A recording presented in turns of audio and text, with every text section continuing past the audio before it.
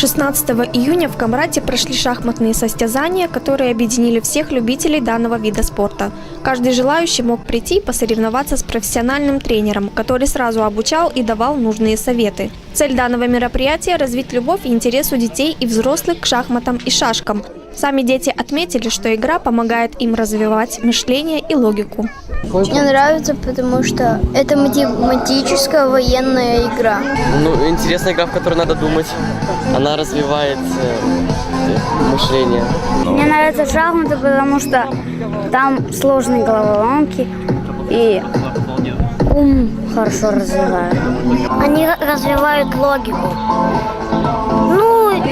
И из-за этого я хорошо учусь в школе. Родители, сидя в стороне, наблюдали за игрой своих детей, отмечая при этом, что шахматная игра учит ребенка не только развивать логику, но и принимать самостоятельные решения. Шахматы – это игра для умных людей прежде всего. Мне тоже хочется развить в ребенке эти таланты, дисциплинированность, самостоятельность, умение логически размышлять, прогнозировать и так далее. Как правило, дети, которые увлекаются шахматами, они в школе показывают более высокие результаты, они более успешны в жизни, им легче, они самостоятельны. Вот, соответственно, поэтому сегодня мы здесь. В последнее время в автономии шахматы стали популярной игрой. Успехи гагаузских шахматистов оцениваются на международных соревнованиях и чемпионатах. Чемпионат Молдовы, конечно, они не пропускают, каждый год выезжают. Ну и, конечно, те, которые берут квоту для участия на чемпионате мира, естественно, они едут потом на чемпионат мира и чемпионат Европы. Возят какие-то золотые медали в нас?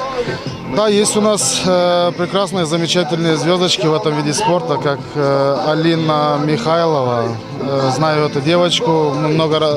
Раньше мы проводили турниры для этого отделения. И знаю такого ребенка, который есть у нас в Камрате. Она отличается.